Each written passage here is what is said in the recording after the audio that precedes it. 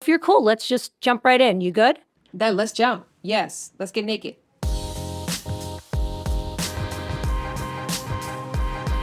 Welcome back to We Need to Talk with Dr. Darcy Sterling, where I give you the tools and skills you need to love better so you can live better. When we think about sexual intimacy, it's easy to get caught up in the idea of chemistry, that spark that you can't quite define. But sustaining intimacy over time, that is something different. It's built on trust, it's built on vulnerability, and most of all, on the ability to communicate, even when it feels uncomfortable. And yet, talking about sex is one of the hardest conversations to have. It's clumsy, it's awkward, and sometimes it's avoided altogether. Research shows that in long-term relationships, only 2 of 3 partners know what their partner enjoys sexually, and just 1 in 4 knows what their partner dislikes. These numbers highlight a paradox, because while most of us in committed relationships prioritize emotional connection, there remains a significant gap in understanding and communicating around sexual needs. Why is it so hard to talk about something that is so fundamental to intimacy? And how might our relationships transform if we learn to communicate about sex with honesty and confidence? To help us unpack this, I have invited one of the most insightful voices on intimacy and communication, Shannon Boodram. You might know her as Shan Boody, author and certified sex educator. Shan has made it her mission to help people bridge the gap between what they want and how they communicate sexually.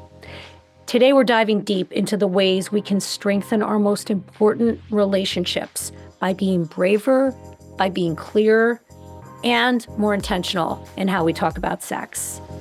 Shannon, thank you so much for joining me. My God, it's been a minute. I know, kind of. I feel like we're still we float. I haven't seen you in life in a long time, but I feel like I've been floating. I think we float around each other. We definitely do. I think it's been like 6, 7 years since we saw each other in person. That was our first time meeting, and wow, what an experience to have met on. I reflect back on that experience a lot. It was really charged. Oh, yeah. How would you describe how we met?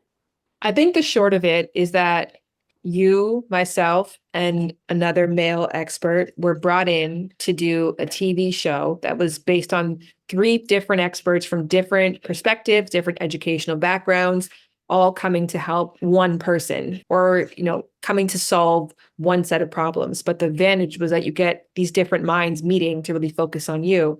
And we came to shoot a sizzle for this idea, but the sizzle quickly turned into an audition because the male host decided that he didn't want it to be 3 people and one perspective. He wanted it to be his show.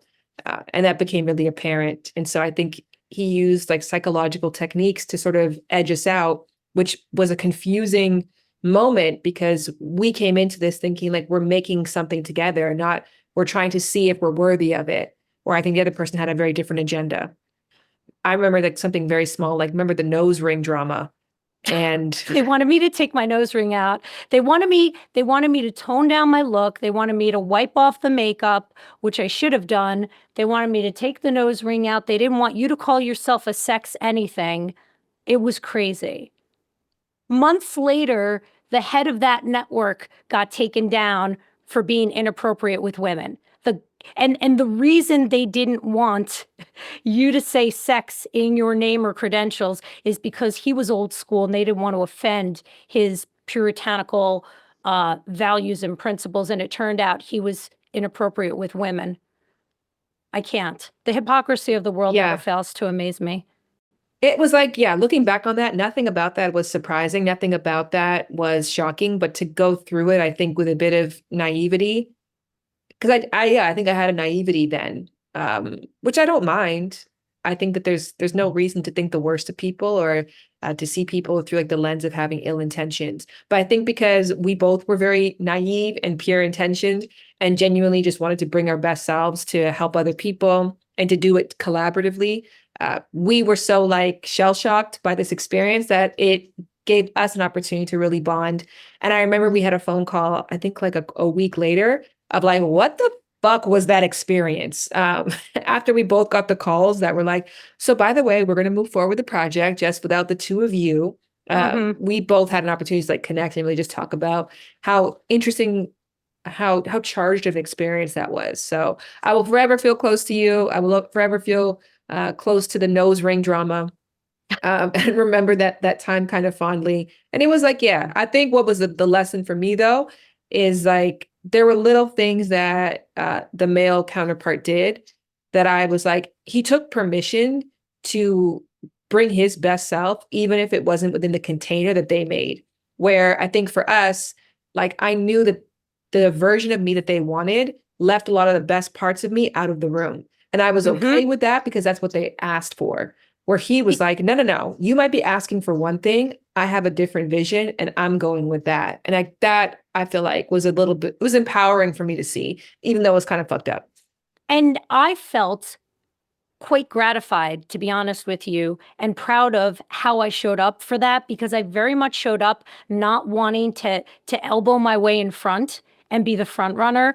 I showed up wanting to collaborate with the two of you, and I was committed to showing up that way and not stealing the spotlight, and very much wanting to work in tandem with the people that I was going to be working with. And I'm proud of how we both showed up for that experience. And at the end of the day, what did he get? One episode? Huh. I thought literally when you said, I feel very gratified, I thought you were about to be like, when that shit got canceled after 4 solid episodes, I felt very gratified and satisfied. No, I actually thought that he was great. I think that he was very gifted. I think that he was really talented. I thought he was really good. I think sometimes people can be really good at something, but if like the intentions behind it are just not quite pure, then you get the result that you get. So I think that he blocked his own blessing by being too aggressive with trying to make sure that things went his way. Because I don't think that he had to do all that. He didn't have to be so overcompensating and conniving. I think that he has like a unique, true gift. He does. If I saw him today, I'd tell him that you don't have to do all that. Like you don't, all that manipulating and lying and like those mind games, all that shit is for the basics and the birds. Like you actually are better than that. And I wish that he knew that, but I'm glad that we knew that, but at the cost of a show.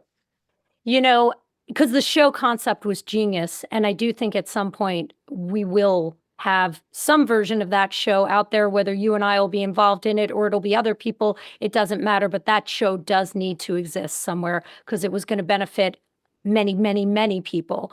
Early in my career, a supervisor said to me, Darcy, you may not use your clinical skills for inappropriate purposes. You can only use them in your work.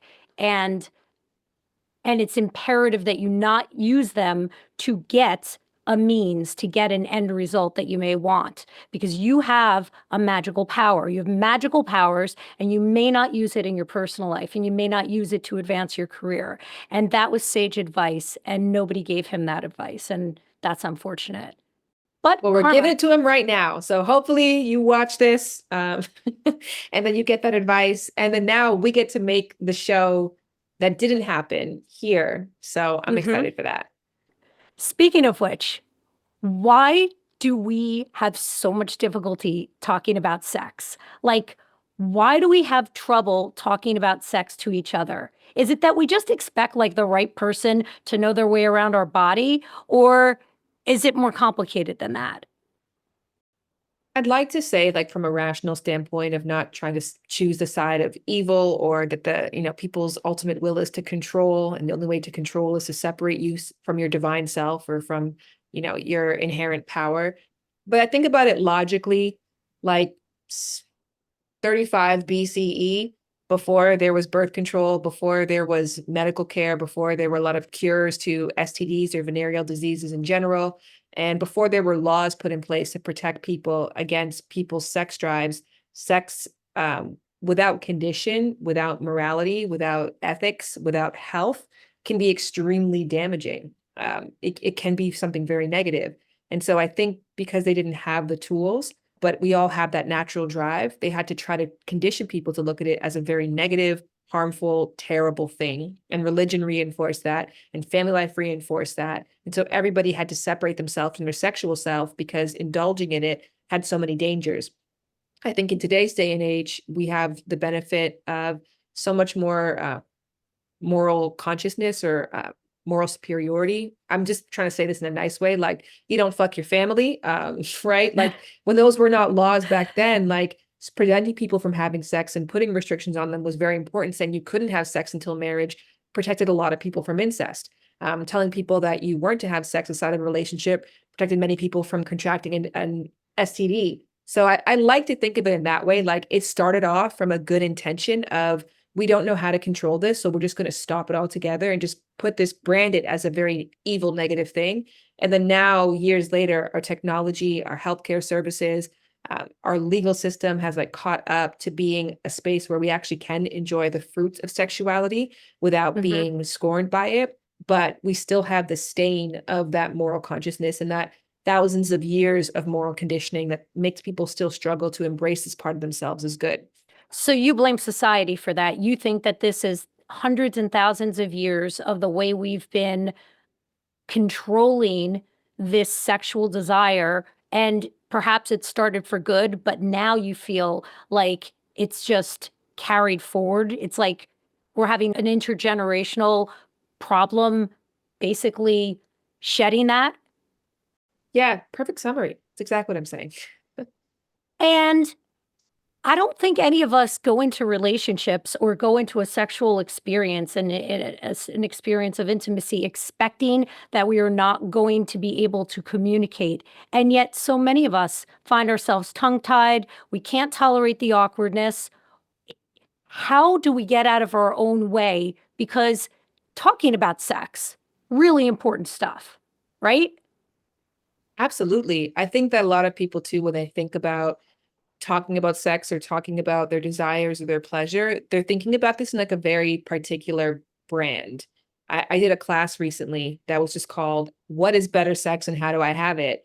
And I think people expected me in the class to be like, here's the air vibrator, or, here's a flogger, here's lube. And instead it was like, what's the part of yourself that you're most ashamed of? How do you bring that into the bedroom? What do you believe about God and the world and the afterlife? How do you bring that into the bedroom? Like, how do you make sex the intersection of all your humanness, the parts that you want to hide, the parts you want to accentuate, the freak in you, and then also the party that thinks like, am I a freak? Like, is there something wrong with me? And so when we think about like talking about sex, I feel like people are like, ask your partner to give you oral. Where talking about sex for you might mean like, I have a deep desire to act out a non-consensual experience. I have a deep desire to be watched while I'm having sex. And this stems from this, or I want to scream. I want to dress up like a puppy. I want to wear a diaper.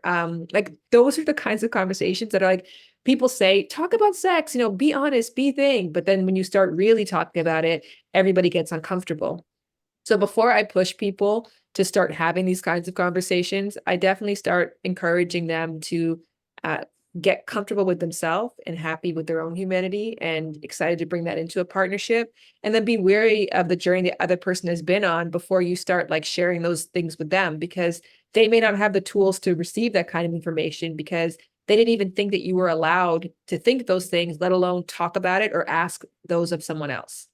That brings up this concept of the extent to which we're compatible with each other, which I don't like. I don't like having that conversation when it comes to sex because I don't think we can rely on chemistry. You please, this is your area of specialty. Correct me if you disagree or tell me that you disagree.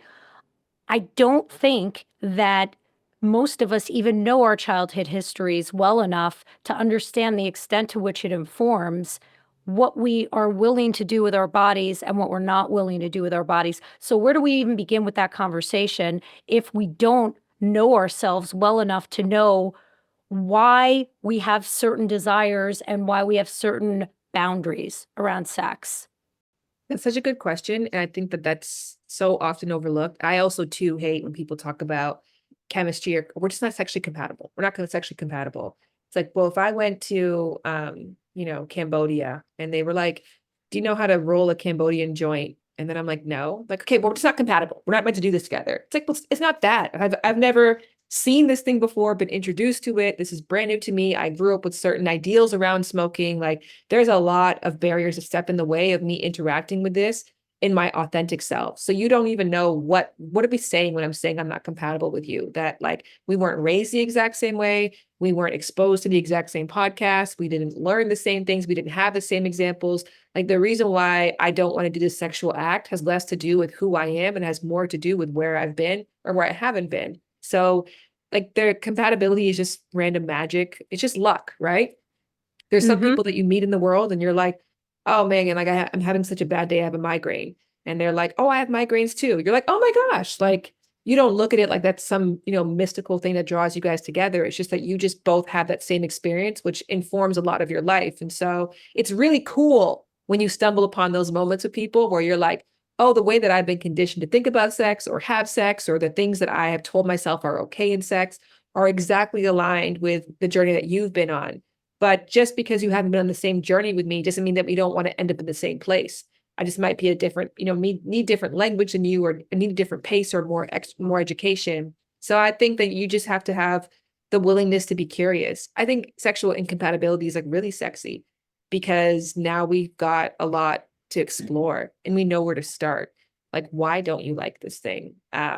I think what's really Sexual tough. incompatibility is really sexy. That's not something we hear normally. I want to hear what you mean by that. There is this couple, which I can actually say their names, I think, but they were on The Bachelor and they met on The Bachelor. And she was saying to me that we had amazing sex out the gate. We just had that sexual compatibility. Everything just flowed like on the first night. And when we first started having sex, every experience was like that. It was so effortless. But things changed. So something in her shifted, something in him shifted. But because they never really had the foundation of having these kinds of conversations and being curious in these kinds of ways, because it never had to be, it was like really difficult for them to reconcile with the fact they no longer had the magic. And so when you start a relationship off with incompatibility, you set the foundation, the culture to have the kinds of conversations that you're going to have because menopause, kids, car accidents, life, weight gain. There's a million different reasons why our sex lives, completely shift. And so if we lose that magic because we no longer are in the exact same space at the same time, it's really hard to admit that for people. And they might make the mistake of throwing away the whole relationship saying, well, I guess we've lost the thing. Where it's like, no, you just happened to luckily stumble upon it in the beginning. But because you never had to look for it, you didn't know that's part of the natural work of a healthy relationship. I love that. And you know what that reminds me of? I worked with a sports psychologist, or had her on as a guest recently. And one of the things she told me was she prefers working with dancers or athletes who were not the best in whatever it is they did, whatever sport they did, or best in their dance company. She liked working with people who had to work for it. And the reason is because if you work with the most talented people, when they eventually hit the plateau or the point at which, they hit friction, something doesn't come like intuitively to them, they often think, oh, well, I've lost it. This is no longer Yes. for me. But if they work with the scrappy person who's been, like hustling and really developing all their skills and working twice as hard as everyone else, they expect to hit those plateaus and they know how to get past it. And so I love that. That was brilliant with Well, respect what you to, just shared, well, yeah, that's the perfect parallel to it. I think that there's something, and don't get me wrong, I started out with my husband as fuck buddies. And I always say fuck buddies versus friends with benefits. We were not even friends. And when I was looking for someone to engage in that style of relationship with, because I was literally auditioning people for that role, the same way people audition people for a life partner, I just knew at the place in my life that I was at, I didn't have the capacity for more, but I had a lot of sexual energy. I was very horny. So I was like, this is the release that I need. I need a partner for that. And so I was looking for in somebody that natural chemistry, compatibility, that like alignment, better term. yeah. And so I started out my relationship with my partner with complete sexual alignment. But because I knew that that was just luck, like finding somebody else who has migraines, I didn't look at it as like this cosmic thing. it allowed for when we started to not have those alignments and when things started to change, I like didn't beat myself up over it. So I think it's great if you start a relationship, don't get me wrong, where like just naturally you have really great sex, but just know that you're just in a lucky streak right now. And if it Mhm. ends, it doesn't mean that you have to quit the game. We can even further that analogy to relationship skills. Like those of us who've been in long-term relationships. I've been married to Steph now for 15 and a half years. And let me tell you, there were very long stretches of time where like, I kinda hated her. I really did. I kinda fucking hated my wife. But I was committed, and I worked on myself, I worked on the relationship, and I used the relationship skills. Once you get past that period of time, which I'm happy to report I'm there and we're there, you know that you can do anything together. It's kind of like Mhm. being broke. You're not really afraid of losing all. If you have survived broke, you don't really fear the scarcity. Maybe you do for different reasons, but there's a part of you that always knows you can make it work. You're scrappy, you can make it work. You can be okay without the money if it goes away. And you also know that you and Steph are in like a nice streak right now. And we could talk in 2 years and you could be like, I fucking hate my wife. And then I can be like, okay. And I don't have to look at you and say, well, when's the divorce coming? We're just like, that's where it's at right now. We went through a really rough period in the summer because I have two kids now and they're out of school for daycare. We don't have the benefit of like a lot of family around who can help. My most helpful family member has two kids of her own. So like it's very difficult to like burden that person. We didn't have, someone we could hire to help. So we were really doing everything. So we were just like depleted and Mhm. exhausted. And we chose to like put the cameras on and talk about it because this is a real thing that parents go through where it's very easy to try when you are in such a scarcity mindset because you really don't have like you don't have any time, you don't have any energy, you just don't have. It's easy to like start looking at your partner like an enemy because any time that you can take, you have to almost steal it from them. Like you watch the kids so I can go shower. Well, no, you Right. watch them so I can do this. You clean the kitchen so I can have a moment to myself. So it's like I have to take from you in order to get back from myself. So we were just talking about that. And I saw like somebody in the comment section was like, wow, like this is so sad. I can't relate to this. Me and my husband, we have twins and we just laugh together in the evenings and we just have this Oh, beautiful connection. please. Are And you I just kidding challenged me? that person. I was like, okay, did you ever go through a period of time where your kids were really sick? Did you ever go through a period of time where they just started going to daycare and they're not actually going to daycare because they're sent home all the time from illness or someone got let go of their job? Like, have you ever gone through a rough patch? And she was like, of course I have. So I'm like, so that's all you're witnessing right now.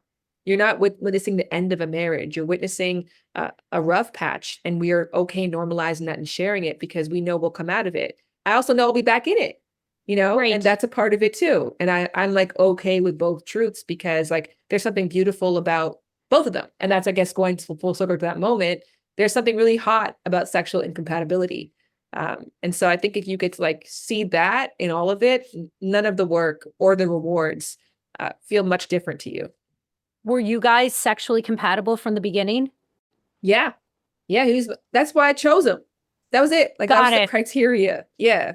Well, the interesting thing is that you grew to love him and he like he kind Yes. of he kind of progressed beyond the role for which he I know. was I kind of hate that a little hired. bit, to be honest with you, because it would have been such a great story of like a very healthy. When we were fuck buddies, we were like all-star. And when we were friends with benefits, we were all-star friends with benefits. So I kind of wish it ended there so I could go on and say, I've done friends with benefits really beautifully. And that was all that it was. And it was perfect and enough. And when it was over, we parted ways and that was it. But unfortunately, we fell in love with each other and like then it evolved. And now it's no longer really a successful friends with benefits story. Which I want to just champion those is like those can be great and enough and amazing relationships by themselves too. Yeah, I also have a similar story in that I hooked up with my friend, had the best sex of my life, and subsequently married her. And that is what I wound up with. Um, and, you know, it, it's interesting when you start off as friends because you often don't think you're going to hit the roadblocks. You think you know each other inside and out, but there's nothing like being in an intimate relationship to show you sides of your partner that you've never even imagined existed. and that they didn't even know existed. And same with yourself. You know what I'm saying? You can never quite be prepared for all the parts of what a long-term relationship is going to show you until you're in it. And nobody can prepare 100. you for it. No one can prepare you for it. Yeah, I feel like that resonates with me because like in my today life, I like get nervous around people who are like so sure about themselves. Like, oh, I'm a nice person. Like, oh, I'm always thoughtful. Oh, I don't have a temper. Oh, I don't get mad. And then you're like, okay, well, what if there's an instance I have with you where I see that temper? You're so unwilling to acknowledge that part of yourself that like now it becomes a gaslighting thing. Where it's Right. like if you're just kind of open to like, I don't know what is in store for me. I know what I've done. I know what I'm likely to do, but do I know what I'm going to do in every scenario? No. I don't think I thought of myself as somebody who had a temper until I had kids. And I'm like, oh, that's what that is. Like, I Mm, totally get why people, why I, and there was a point in time in motherhood where I'm like, why aren't there more babies left at the mall? Like, why don't we just see more literally. kids just like stranded I somewhere? know. This is, it presses on like all of your humanity and all of like your Hmm. rage and it's in the inconveniences of it. And that also connected me so much more to people who do crazy things because I know what it kind of feels like to be pushed to that. So I think that, yeah, I like being open to the possibilities of how shitty I can be. I think that that's been like a healthy evolution for me. I absolutely agree with that. And I think that when you're dating and meeting new people, it's really important to understand certainty through the lens of they're really sure of who they are. But how can they possibly be that sure of who they are? You know, when I have a fight with Steph, my wife, I will say to her, listen, she'll say, "It seemed to me like you were coming at me because of this." And what I will say in response to that, if I don't agree with her, is, "Listen, what I know, what I'm consciously aware of is I'm not feeling connected to that at all. Now, is it possible that that resides somewhere within me? Absolutely, but it's not resonating with me, and that just doesn't feel true to me. But I allow for the possibility that that is what's happening, or that that could be motivating us, since so little of what we do, we're aware of the motivations behind. Speaking of which, there is a study that was recently published that talked about only 1 in 4 of us knows what our partner's dislikes are sexually. How is that even possible? Because I definitely think I know everything, or the big picture items that are not welcome in the bedroom in my relationship. But how is that even possible? Because it's very, there's a big difference between I know what my partner doesn't like sexually, and I know what my partner doesn't like what I do sexually. And I think that when we first get into a relationship with somebody, we can be sponges for this information because it's not personal. So it's like, oh, I don't like rough sex or I don't like biting. My husband told me like in the very beginning, he doesn't like his ear being licked. And I had read that like men really like that. They have lots of hormones in the ear. That's why their ears grow when they age. I'm like, yeah, men love this. And so I hadn't done it on him yet, but he just informed me he didn't like that thing. Okay, cool. But there's things that like I gave him oral sex like maybe 4 months ago. And then he was like, this is how I like it. So I was like, what happened this whole entire time? You just been sitting there like, Yes. this is not Yes. it, but it's so much more difficult. It's so easy to say, I don't like this sexually. So if you have the awareness to have the conversation in the beginning of likes and dislikes, it's easy to open yourself up to that because it's like, okay, it's not that you are doing this thing wrong. It's not like this in general thing is I don't like. But sometimes you don't know what you don't like until someone's done it on you. But when that person Hmm. is someone that you love and you care about, who you know will be sensitive, it's hard to say that. So I think that, yeah, it's an act of love to keep these things to yourself.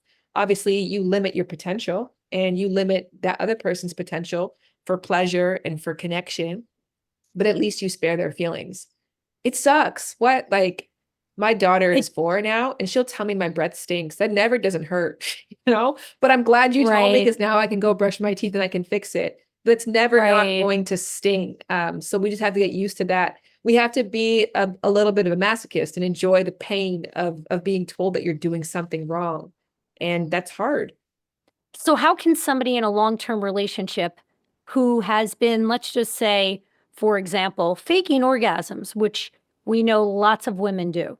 So you fake orgasms and then you get to an age where you're like, fuck, I just want to have a real orgasm with my partner. How do you then initiate that conversation with your partner that you've not I been think, having them? yeah, asking someone to do more of what they haven't been doing is easier than asking them to do less of what they have been doing. So what you're doing is inviting them to try and do more of the kind of stimulation that you like. And that is yumming versus yucking. Like, oh my gosh, like when Mm-hmm. you give me, outer clitoral stimulation, or when I'm on top of you, when you're also rubbing me, I love when you do that. So just encouraging more of the behavior that you'd like to get you there. It really turns me on during sex when you masturbate and then I masturbate. We both get our bodies ready. I love seeing you pleasure yourself. Then we come together so that you get the time to like work on your own body. So inviting more of what you like into the bedroom is actually a little easier than discouraging the things that you think haven't been working, but you've been too afraid to say that. So anybody who has gotten to that space, and you can share it with your partner with that same like whimsy and excitement. I just discovered this really amazing toy. My friend sent it to me. I used it. I would love to use this with you too. Like the pleasure that you give me, the touch that I get, the thrill that I have with you mixed with this toy.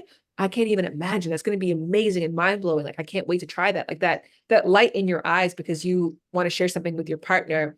Um, and I think sometimes you can tell the truth later on. Like it might be important for you to share that, I never really orgasmed in the ways that I had said before, but maybe you just get to the place where you're consistently orgasming, like give your partner those wins. So you're not telling them that you're a failure. You're saying that like we've been winning and there was a time where we weren't. And that might be easier Mm-hmm. for them to absorb and also make sex feel less pressure filled. So keeping that excitement, keeping that joy for more, keeping that excitement to explore each other, without like the background knowledge of if you don't explore correctly, you're going to fail me once again. I can relate to that. I think that I used to feel a lot of pressure to fake orgasms because of the length of time it would take me to orgasm, specifically during oral sex. And I Very think relatable. yeah, I think as women, we sometimes feel like it can't be about me for too long because my partner will get Right. bored, whatever. They might become disinterested. And it's not supposed to be all about me. I'm more of a giver. So I would just fake an orgasm in order to like, even if I knew I could eventually get there, I just felt bad. And so eventually when I realized like, okay, I'm always stopping myself, but my partner never complains. I never stop because they're like, are you almost there? Or are you done yet? Or did you orgasm yet? Like I hate those fucking questions, but I was going I to was say things just never to say, folks. Never things say never those to say. things. I was just naturally keeping a clock in my own head. I actually Mm-hmm. used to hate listening to music for that reason because each time a song ended, I'd be like, oh my God, it's You'd been be four clocking songs. 3.5 minutes. Yeah. Yes. And you're like, how much longer? And this person must be so tired, so bored, so this, so that. Let me just fake it and hurry up. And when I stopped, I just said, okay, what would happen if I just let this go on? If they complain, then sure, I'll fake it and finish up. But they never did. And so then after like consistently allowing myself that time and space and getting to that end result, inviting more attention and pleasure and permission to receive pleasure, I think maybe a few months later, I was like, and by the way, in the beginning, those were all lies. And it became something we could laugh at and an inside joke because we'd already solved the problem. And we didn't Mm-hmm. have to approach sex like this is a problem that we have to fix. And so if the example of what somebody wants is like a kink that they've never offered up or suggested to their partner, but their partner has always been boundaried around like very vanilla sex. Yeah. How would you introduce that into a long-term relationship without making your partner feel like you're threatening the relationship? I think it's the same way if you ever dealt with a picky eater before, like somebody who's like very strict. Everybody tries sushi for the first time and gets the teriyaki roll, right? Or if Yeah. they want to be adventurous, they'll do a California roll. Everybody starts out that way. And so if you've just been eating sushi for a long time and since a kid, you probably started out at your teriyaki, but now by the time that you were in your teens, you're a bit more advanced. And so now you're way more advanced. Maybe your partner's just a few steps back. So you have to think back to like when I started to open myself up to new sexual ideals or to the variety of ways you could experience pleasure. what brought me in, what enticed me, and what made me feel safe. And then try to answer those questions for your partner. What's their in? What's their California role? Like, what would make them feel like a little adventurous, but still like not to the place where they're feeling like I could possibly die from eating this, or this is something way too foreign for me. Small steps and acknowledging that we're all beginners and experts in different areas. And that's what I loved about the show we never got to do, right? It was just acknowledging like Darcy's zone of expertise and genius is very different and important to mine, and mine is different and important to her. And just because I know more than her in one area, that doesn't mean that I am superior or that she'll never get there. I just given myself the benefit of learning more. But we can all come together and appreciate each other's expertise, and then have a healthy, happy union. When you start, competing or shaming somebody who's not where you're at, or thinking you don't need somebody because they haven't gotten to the place of enlightenment that you have in one particular area, I think that's when relationships get, sticky. So just be patient and be loving, and like try to even think about that. When I get to places with my husband where he doesn't know something that I know and I feel frustrated, I try and think of all the other places that he knows stuff that I don't know, that he has to be the teacher for me. And he has to do like the raising for me, and that I'm behind and the patience that he takes with me in those areas. Can I afford to do that in the bedroom with my partner? And if you can, definitely spend that, because it's worth it. We Need to Talk is sponsored by Mindful Care. You might remember my friend, Dr. Tamir Aldad, from a few episodes back. He just texted to let me know that Mindful Care is now accepting new patients. We all know how hard it is to find an in-network psychiatrist without a long wait list, but Mindful Care can see you same or next day for medication management, recovery, and group therapy. No wait. And they take Medicaid, Medicare, and commercial insurance. Visit mindfulcare.com or text or call 516-505-7200 to book your appointment today. So when somebody is brand new, first date, second date, third date, dating someone, how important is it to talk about sexual appetite? Like the amount of sex that you generally like? How important would it be for you today to talk about it, Darcy? Very fucking important. I mean, an incompatibility there would not be good for me. There's not enough, I would need solar panels to power all the electricity that I would need to be charging up my toys. Like, oh my gosh, imperative. It would be, but and I got lucky. I didn't have to have that conversation, but I see with my clients, with my students, how often this comes up, that like a year or two into a relationship, their partner is like, yeah, we're just chilling, man. Like, we're good. We did the hard work. We don't have to be having sex like multiple times a week. And I'm like, and their partner is like, but we started off having sex 5 days a week. And like, that's what I thought I was signing up for. So how early into relationships are we talking about our sexual needs and our sexual appetite? Yeah, and I think if we really again, if I asked you this question 6 months in the future, maybe 6 years prior, you might have had a different answer. So that's where I also caution people from thinking you can get these answers in the first date. It makes me laugh now when people have the conversation early of like, how many kids do you want? They're like, I want 5. What the fuck do you know? Have one, and then talk to me about the other 4. Like, you just can't know. And I could want sex 5 times a day right now because I'm incentivized to bond with you. And that's what drives me. I'm not driven by the release. I'm not driven by the freedom. I'm not driven by the pleasure. I'm driven by the desire to bond with you. But once I've bonded with you, I don't have motivation anymore. And if you don't help me to find new motivation, well, then that's why I'm comfortable not doing it anymore. And you still want it as much, but your pleasure was prioritized back then. So your pleasure is still it feels accessible to you. So I would just say, it's not like don't turn the lights off and say like, oh, we're just not compatible. Instead, it's like, okay, well, how do I get this person inspired to see sex as an important part of their life? I think this is actually something pretty new for me because I, come from, obviously, I love sex, loved having sex. And then I had kids and I was just tired.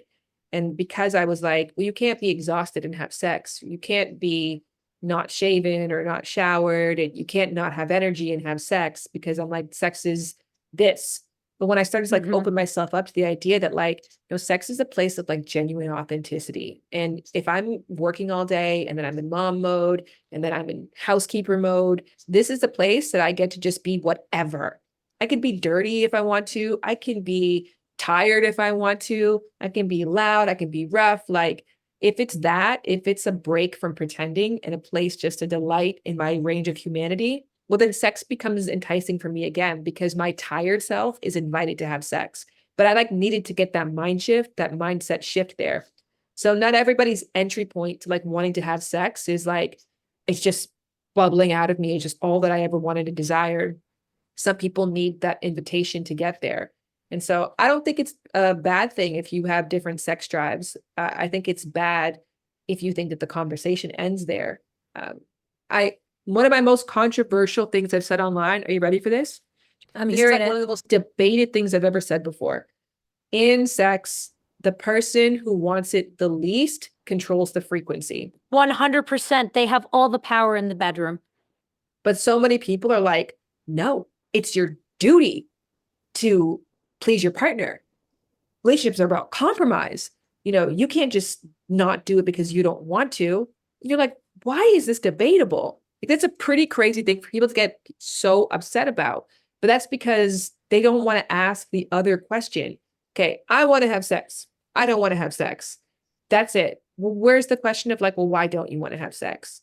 And maybe that's where we discover that you don't actually orgasm. Or maybe that's where we discover that I feel like you think I'm supposed to look perfect, and I just sometimes feel too tired to do that. Or maybe it's where we discover I have a lot of sexual fantasies that trouble me when I have sex, and it like makes me feel weird. So I don't even like to go there. Like, there's another whole other world on the why. But it could take a lot of work to explore and sort through those feelings. And people don't want to do that. So they'd rather just tell their partner, well, if I want to, then you should, at least some of the times. And that doesn't seem great. I think people should only have sex if they really, really want to fucking do it. And there's a lot of really great reasons to do it. And sex is amazing and awesome. So, like, why can't we work on finding that to be our truth versus forcing one that doesn't even fit us? I'm going to push back here. So, what if you're in a marriage and your partner is going through a period of time? I'm talking years, months, or years, where they're completely disinterested in having sex with you. I just think that there's sex is so many different things. Like, why can't we explore, for example, sometimes we do doggy style and I get a back rub. I really want the back rub. He really wants to nut. So we incorporate something that I'm really deeply desiring and what he's desiring. Oh my God. Maybe it's That's that. amazing. Talk about a compromise. Right. That's what I mean. Like, I think if someone does not want to have sex for a long period of time, I guess because I just am so excited about sex, I think if sex is inherently good, it's probably would be a good conversation to have with somebody who's asexual too, because there are people who genuinely, they just don't. There's tons of things in life that people really love that I don't really get. I want to be cautious not to like overly prescribe sex and be like, everyone's going to think it's amazing. They just got to find their particular way that they're excited to do it. They got to find the thing in sex that like lights them up and then ask for that or incorporate that into play. And if you don't want to have sex, it's probably because you're not getting the things that you really, really desire out of the sex that you're having. And that seems like an easy fix. But I'm sure there's people out there, and maybe that's where compatibility comes in. If somebody is more asexual in nature or doesn't value sex, or sex isn't a space for them of like human freedom, and they have somewhere else that they have as an outlet. Let me ask you that question. Do you think that there's anywhere else that you get to bring all of you to? Yes, dance. Hmm. I became a Dance. dancer because I had it's a hobby now, but for a hot minute I thought it would be a profession. And I started training in dance because I felt this abundance of energy, sexual energy. And I was like, damn, I'm gonna wind up 15 and pregnant if I don't do something with this. Like I gotta find an outlet for this. Um, and yeah, so I feel that freedom in that way. I also feel, I mean, at a certain age, Shan, I'm 55. Like, I feel pretty free in most of what I do. Nuts. Wow. I literally don't, the guy that we worked with, when we were done working with him on that show that never went anywhere, he said to me, Darcy, your biggest problem is that you give too many fucks. Well, let me tell you, I'm done. I don't have any more fucks to give. I'm 55 years old. And I feel pretty free in most of what I do. That is a benefit of aging. The all Yeah. the abundance of the neurotic, anxious energy that there's just a dissipation of energy in general. Like it just dissipates over time. And so I find that pesky stuff, it's like they were like fruit flies. Like those thoughts I don't have the mental capacity to ponder all those thoughts anymore. So I feel pretty free doing most of what I do, but I'm older. So I don't know that all my listeners are not necessarily my age. So I am curious. That's actually a good aha for me. Sorry to cut you off there because it is an interesting point that because for me, maybe even more so now with my age, I'm about to be 40, but even more so now, like I feel like any thoughts I have about, my gender, about power, about race, the fantasies that I have, you know, every hair, every smell my body could make, like I just don't know where else all of that fits and makes sense and has a space.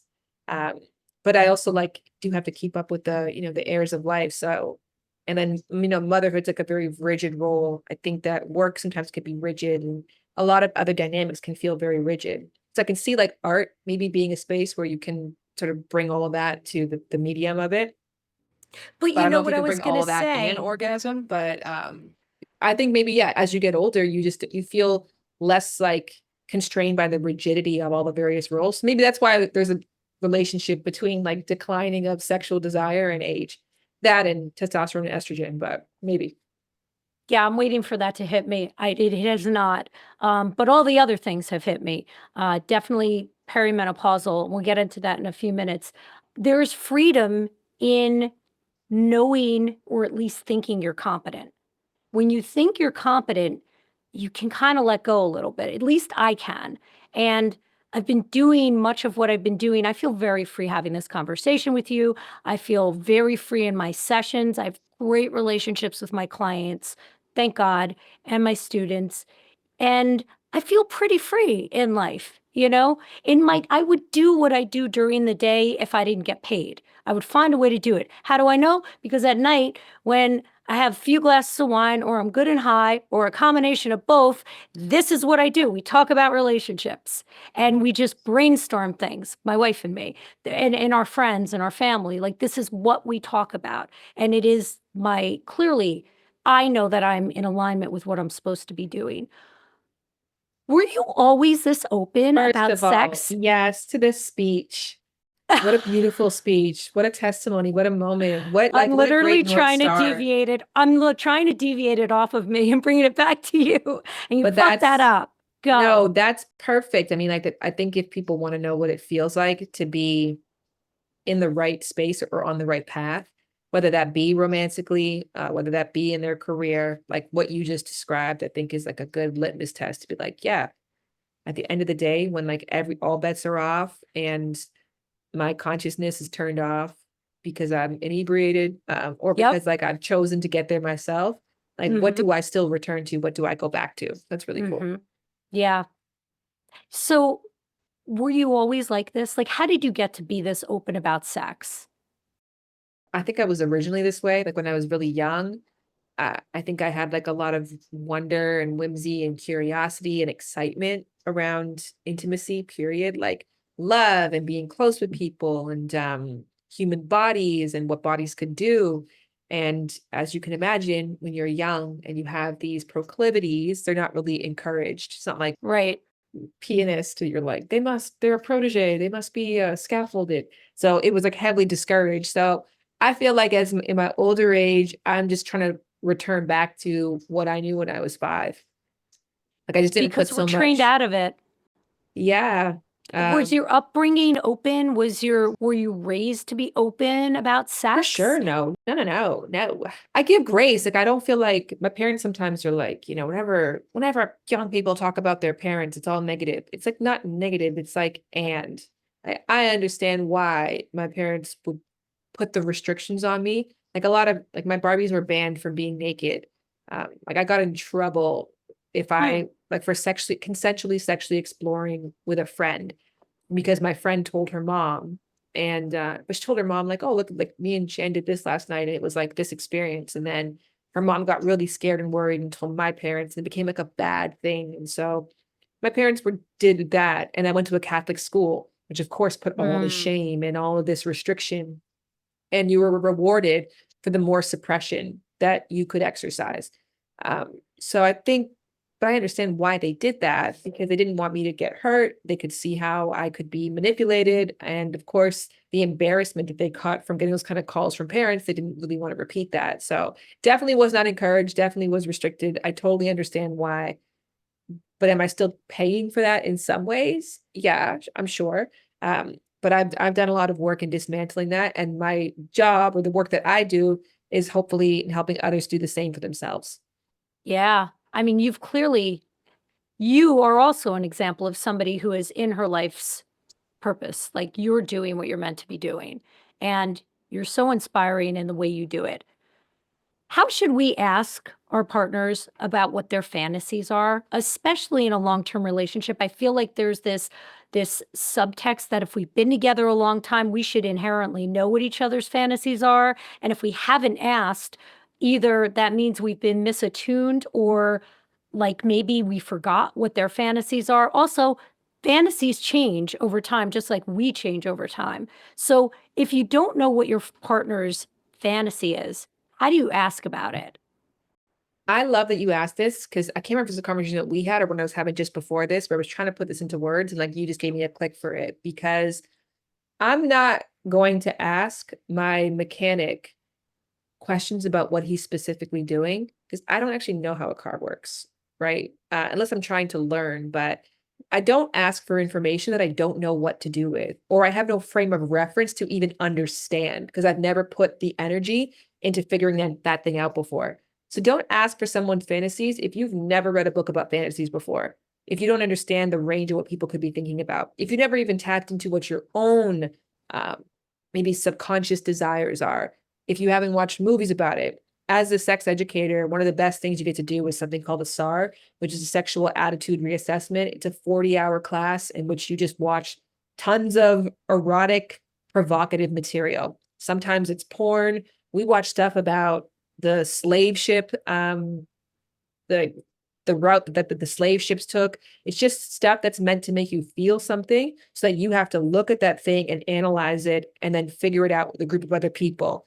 And then at the end of it, the hope is that when I go out there in the world and someone says something to me that I don't have no frame of reference for what they're talking about, or I can't liken it to something else that might be similarly in its extremities.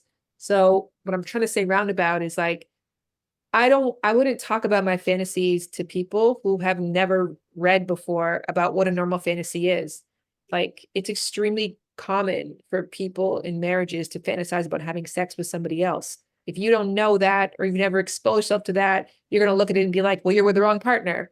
Or that must mean you don't Mhm. love that person. This must mean that. Like, that information in your hands because you've never put the effort to like understand what to do with that is dangerous. So, don't talk to your partner about their fantasies unless they have done some investigating into like what fantasies mean and what they sometimes don't mean. Sometimes they mean nothing. So I'd give that person a book first. And And what book would you give them? Want is a really good one right now. Gillian Anderson just put together a really interesting one. I've read so many great books about sexual desires, or put somebody on Pornhub and say, watch 20 categories, right? Like just look at the range of stuff that people think about sexually. And if I love this about porn for that reason, because at least it demonstrates that somebody else thought this too. I'm watching a Mhm. porn about like someone dressed as a unicorn and somebody who's dressed as like a baby and whatever else it is. And then there's a pile of poop in the corner, like all these crazy things. And then you're like, one, this might be really extreme, but two, if you've ever had any of these thoughts, at least seeing it on video lets you know that like you're not broken if this It has crossed your normalizes it. mind. It normalizes it. Yeah. Because I think again, a lot of times when people ask for vulnerability, they ask, tell me what you want in the bedroom. They ask, tell me what your fantasies are. They're thinking of 4 possible scenarios. I fantasize about a threesome. I fantasize about being watched while we have sex.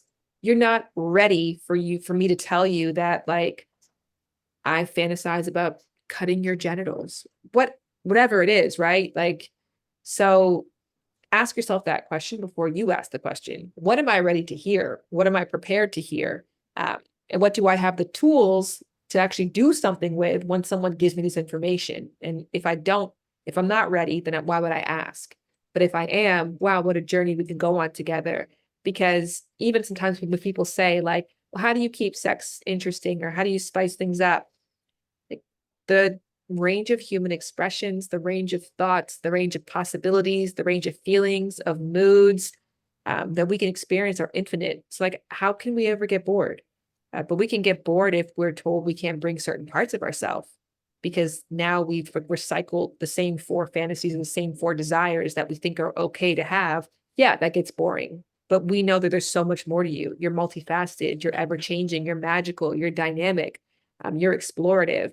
And if that version of you gets to have sex, well, then the sex never gets boring. But most people don't get to have sex with that version of themselves. And assuming person has an expansive understanding of fantasies, or they're committed to buying a book and reading about what to expect when they ask their partner about fantasies, or their do's and don'ts about where, when, and how to ask that question. I think do make talking about sex as fun as having it. I think In the don't make bedroom or it out of the bedroom? anywhere. I mean, it depends like where you feel comfortable doing it, but if it's in the bedroom, again, like think about the best parts of sex for you, like when you feel accepted, you feel celebrated, and someone can challenge you, but they're challenging you to reach your potential, not challenging you because what you have right now is not good enough. There's like a very big difference in just the tone of that. So I think there's a big difference between like, I'm not orgasming in the bedroom and I would feel so much more pleasure. It would mean a lot to me if you did more of this thing that you're already doing, or if we could invite this thing along with what you already have. So I think, yeah, try to mirror like, what do you love about sex? And then how do you talk about sex like that? So if I'm asking you about fantasies, it's not like, I want to get to know, your trauma and your pain.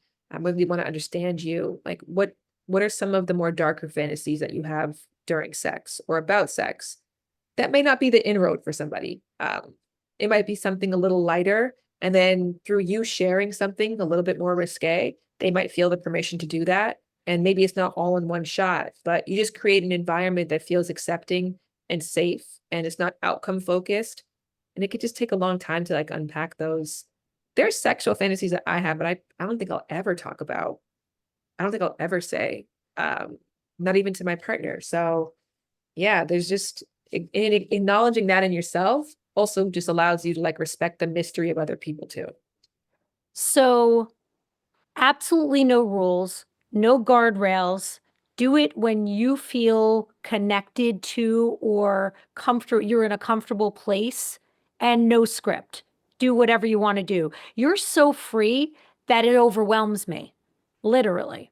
Like Yeah, but I it think you can. It's like nuance. I do think like if I was to give you guardrails right now, which I'm still with you on that, I'd say if you want to talk about sex before it happens, um, talk about like splurges, the decadent things, like the imagination before you've had sex, period. Just like, you know what I've like saw that I'm really excited about, you know what I love. Like when you talk about travel, places you haven't been, and you like light up talking about the possibilities, like that should be the before conversation. Right after you have sex, try to talk about like things you did that you really liked.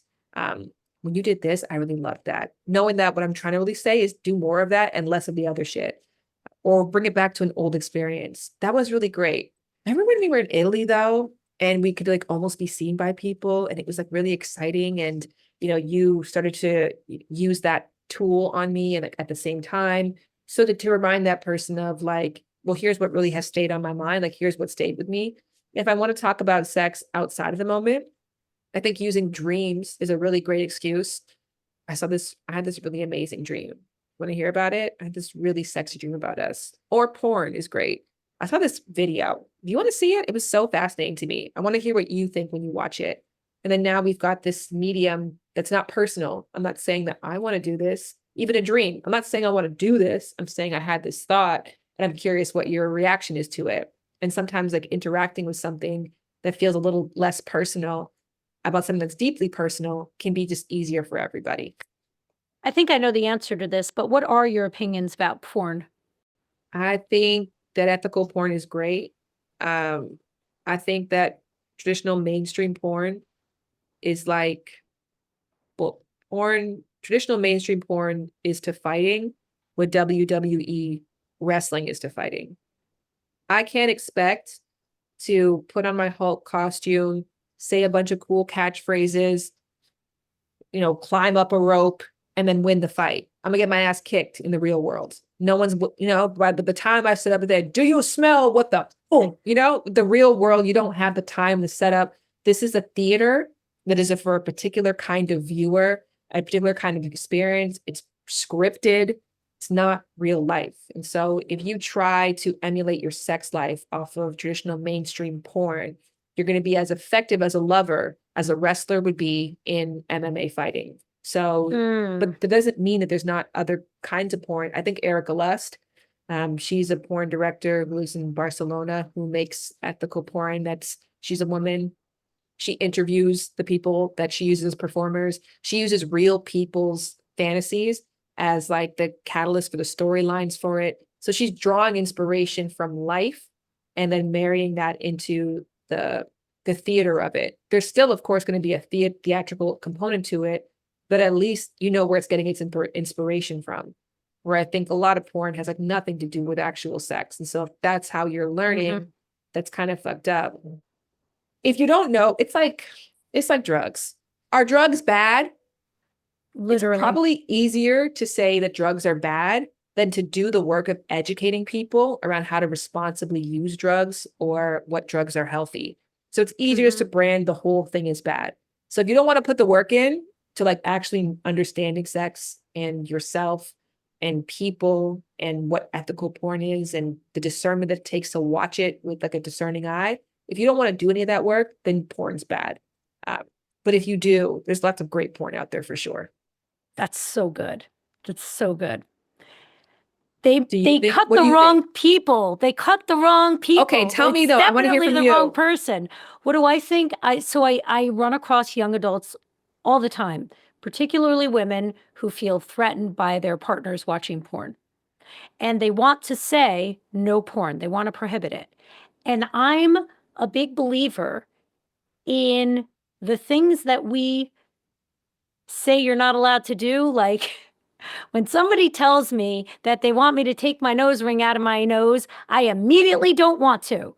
But if you tell me it's distracting and that I'm pretty and if you find a different way, anytime you tell me don't do something, I want to do it 10 times more. So if my client or my student wants to not feel threatened by porn, I, first of all, don't want them to put the guardrail up I actually think is going to psychologically make their partner want to watch porn more. It's going to set their partner up for lying to them. And I want them to do the inner work to look at why they're so against it. Ethical porn, of course. That's what I'm talking about. Oh my gosh, it's perfect. Yeah. And that's such a flip too, because people are coming to you and saying, my partner has the problem. Tell them that they have to fix themselves. And you're like, before we get to that, can we talk about you? They consider it a cheat. And I just think that's a mental gymnastics exercise that is really tricky to engage in, and it stretches boundaries too far. I think I'm a believer in letting my partner be whoever they're meant to be and letting them grow and morph into that person. I do not want to be somebody's keeper. I want to be stoking the flames of who they are and see who they morph into over time. because I want that for me. I don't want anyone telling me I can't do something. Because if you want me to do something, tell me I can't do it. I think it's also important to reflect on, though. I mean, the purpose, I think, of porn should be to get you closer to your sexual potential and to make sex better for you, to feel less shame, to feel more freedom, to get more inspiration, to get more ideas, to recharge your libido, whatever it is. But if it's stopping you from having better sex in the real world, For that is sure. something That's a worth different examining. story. Yeah. Yes, for sure. And do you buy into the idea that it can be addictive? I I think I've heard many people who've spent a lot of time researching this feel very passionately about it either way. And I haven't spent enough time personally making an opinion on this, so I don't know. Mm, But I follow a place called the Center for Healthy Sex that's in Los Angeles, that I love their work, and they're firm believers in porn addiction. And I also did a course through Sexual Health Alliance, who's like very firm believers there. There's no such thing as that. And I can like see both points of it. I think anything that you do that you're not enjoying, that you feel out of control of, that you acknowledge has like a negative impact on the things that really matter to you in life, whether you call that addiction or a bad habit, doesn't really change the end result. You're engaged in a cycle of behaviors that are not improving your life and you don't know how to stop. So yeah, maybe it's not a addiction, maybe it's a really bad habit. But I know a lot of people who definitely get caught in that bad cycle, and that doesn't mean they're bad people. no, of course not. And I will often say to my client, is that does that feel like an exit from your relationship? Are you not having as much sex as you want with your Yes. partner as a result of their porn usage? And across the board, the answer is no. So then I don't know why it's any of your business, to be honest with you. Yeah, I think it's good to like be curious about it. I think that's kind of the missing piece, like if it's mystifying you, you can be curious. Like, what are you getting out of this? Why do you like this? What's in this for you? Whether it be porn or video games, whatever your partner's doing that's taking up a lot of their time that you just Mhm. don't get. If you can approach it with like a tourist mindset of like, why do you do this thing? Mm, Or what's exciting about it for you? Or like kind of teach me and show me. And then through that exploration, that person might see that like they actually don't even know why they do it. They just have been doing it since they were 13 years old and they've never asked themselves why or if it's benefiting themselves. And they may have an aha, or maybe you see it from their perspective. But hopefully, in the end of the exploration, you feel better off for having it. Yeah, I don't, and I never have had like a really strong draw to porn. I've watched mhm, porn, how a cook probably like watches cooking shows like, oh, mhm. like, do I want to learn that tip? Or that seems interesting. Or, oh, they mix that with that. Like, that's really cool. Like, that's how I consume it. So I can't imagine like not caring about cooking, but just watching cooking shows all the time. Like, Right. what's that about? So I think that there's like, it's okay to be curious. But I think both people have to like be willing to like ask themselves, like, what's on the other side of the way that I feel? I think generally speaking in life, if we could all just be a little bit more curious and less restrictive and boundaried around each other, the world would be a much better place. Yes. I'll drink to Yeah, that. I love I love dialing up the curiosity. The way we speak about sex, do we have to titrate it or change it based on the sex of the person we're speaking to? Do we speak to women differently than we speak to men? I think it's okay to make those assumptions. I mean, it's like, do I talk to kids differently than I talk to adults? Where there are some adults who are just as immature or more immature than the kid I'm going to speak to. Um, but you can't know all those things off the top. So I mean, stereotypes and generalizations are just helpful for fast decisions. So if I'm just meeting you and I don't have a lot of time to explore like your history or where you're coming from, your perspective, your level of openness, I have to make fast decisions. So I think in general, fast decisions are fine for like not very intimate relationships. I meet somebody in an Uber, they ask me what I do for a living. My answer might be different if it's a man versus a woman, just because I'm like, Mhm. I gotta make a fast decision on how you're going to consume this information. Yep. But if I want to be friends with that person, then I have to be willing to like go beyond those like basic labels that the eye can see to really find out where their comfort level is or where they sit or where their experiences are. I actually just talked to this R&B singer. Name is Mario. Do you know Mario? No. you'll know this song. Baby, you should let me love you. Let me Yes. be the one who gives you everything. So it's that Yeah. guy. And where I would assume this like black mid-30s R&B singer who's been famous since the time he was 14, what I would assume he thinks about sex or how he views it was so totally different. But there'd be no way of me knowing that unless I like went through that time to talk to him. So I don't blame myself for judging him off the top, but I also think it's my responsibility to change courses once I get more information. And so, yeah, long story short, if you don't have a lot of time, stereotype away. And how would you follow that stereotype for men versus women? I mean, I'm curious about this in your own experience. In my experience is that um, heterosexuality and masculinity for men are things that they have to constantly audition for. And so they Mm, don't have a lot of freedom around what they feel they can say and can't say. So I think that I keep the topics more straightforward. There's not a lot of like exploration that I would assume can happen off the top. And also men have been told that they are like supposed to like do the sex the best, like that their mhm. penis, sex starts when they're hard and it ends when they're flaccid. Yep. And like, so they're supposed to be the sexual experts or like the dominant ones. So when they come across a woman who's telling them that like they know a lot about sex, that might make them feel like, well, I can't do my job. I can't be a man around her. So I have to like overcompensate for that. Because like I feel like my position's being threatened without them even knowing that. So I always just expect women to be curious and men to be competitive whenever I talk about sex with them. That's like my natural assumption, but it could be wrong. What about And you? so you're, well, I don't think you're wrong. And I think you pulled on my heartstring when you referenced it as men consistently auditioning their masculinity. That, we are living in a male crisis moment in the world. Um, they don't know their place, many of them. There are deaths of despair happening at rates that were incomprehensible 5 years ago, and they're not getting better, they're getting worse. We have a loneliness epidemic, and they don't know how to perform their masculinity. It's Yes. so I feel very deeply about the plight of men right now, which may sound weird coming from a lesbian, but I do. Um, and I have lots of male clients who don't necessarily represent that particular challenge, but I feel very protective and loving of them.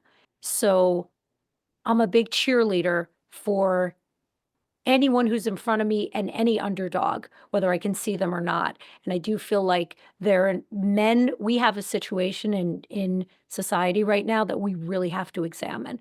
And they need help. And we need to be talking about it more. Men's mental health is imperative, and we have to be talking about it more. So, what I think you're saying is that with women, we have a tendency to be more curious. Again, if we're shortcutting the answer and stereotyping, so you can be a little bit more free if you're speaking to a woman around sex. If you're speaking to a man around sex, understand that you're going to be triggering some potential competitiveness in them and tread gingerly. Is that right? Yeah.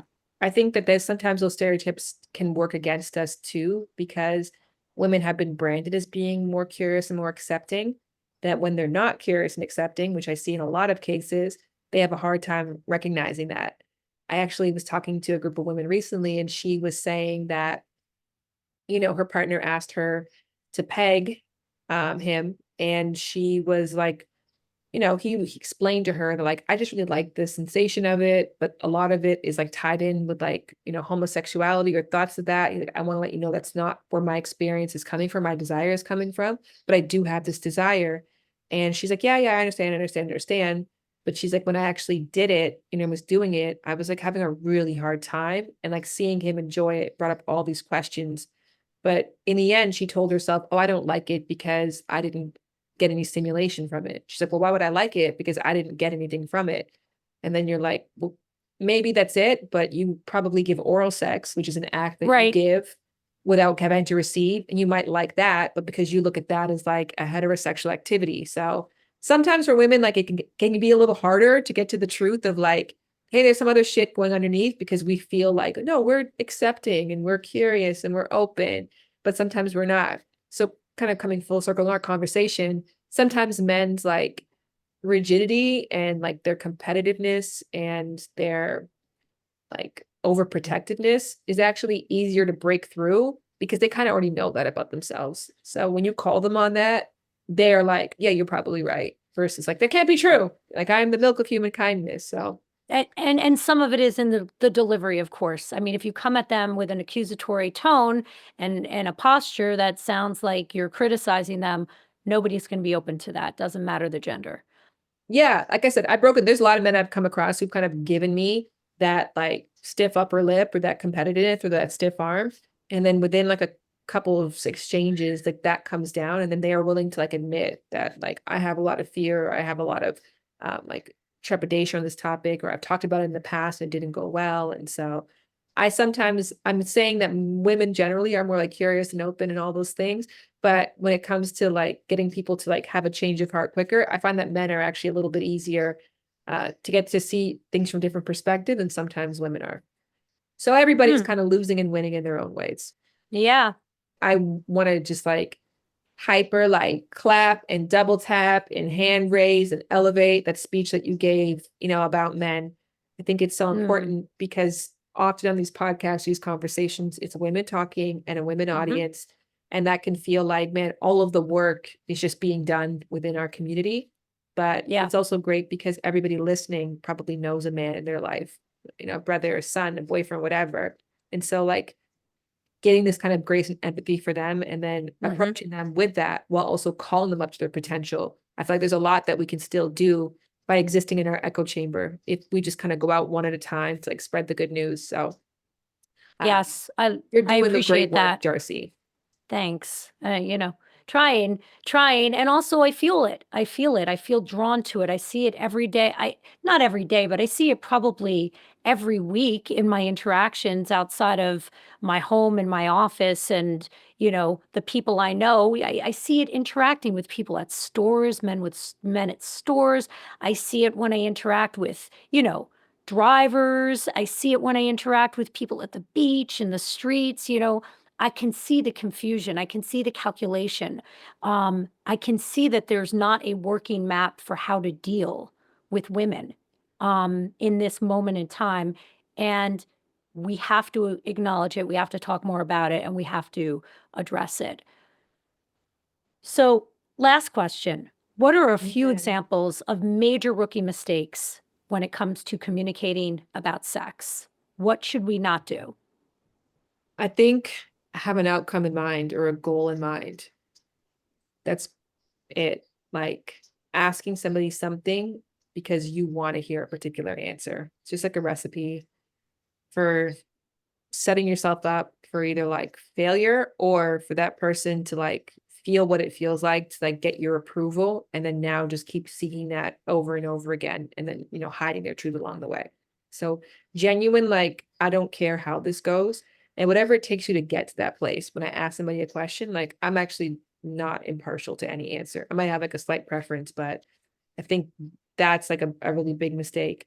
Two, I would probably say what I said before, you make talking about sex too little like actually having sex. Like there's no relationship between the two of them.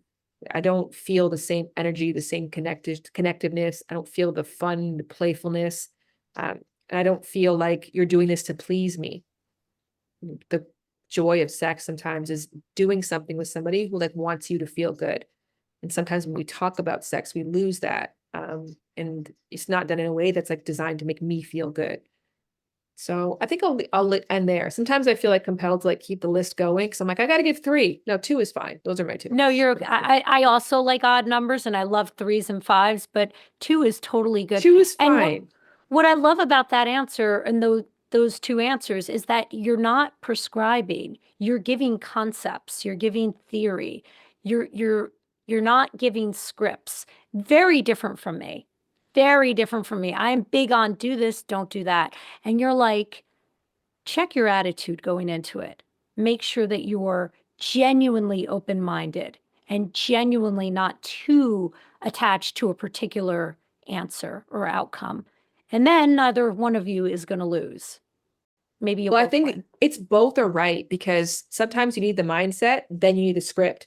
Because if you get the script without the mindset, then you're just saying words that you don't really understand. So I have like chosen to back things up in my work.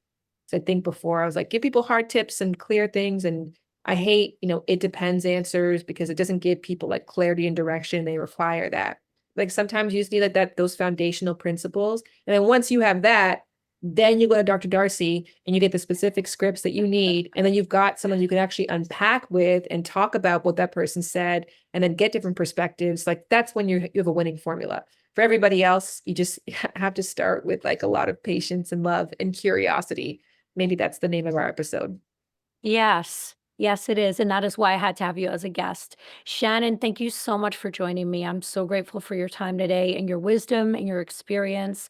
Where can people follow you and learn more about you? Yeah, you can go to loversbyshan.com. As we're currently speaking, that place does not exist, but by the new year, I'm going to be launching so many cool and exciting things there. And it's a space where I'll be collecting community. Thing that I've like really Hmm. been longing for is just a space like how I'm talking about, fantasies and sexual desires and like wants and experiences. There really isn't a safe space to talk about that online without judgment. And I was really inspired by this community called Good Inside, which gave that for parents. Because parenting can also be a place that has so much, judgment and Mm-hmm. assumptions, and you want to do it right and perfectly. And that's not possible. So you end up like lying or concealing a lot. So to have a community where you can actually come together and be real was like so satisfying. I'm like, there needs to be this for intimacy. So that's what I'm like on a mission to build. And you will. I have no doubt 2025 is going From to be an your lips amazing to the year. heavens, honey. Thank you. Mm-hmm. And thank you. All right. Bye, girl. We Need to Talk with Dr. Darcy Sterling is a Sterling Standard production. Editing and sound engineering is by Bart Miguel. Our theme music is by Trending Music. Special thanks to Amanda Christiani and Preston Smith. If you know someone who has sex, show them some love and share this episode with them. We'll be back on Tuesday with another episode packed with the relationship, dating, and mental health hacks you have come to expect. We'll see you soon.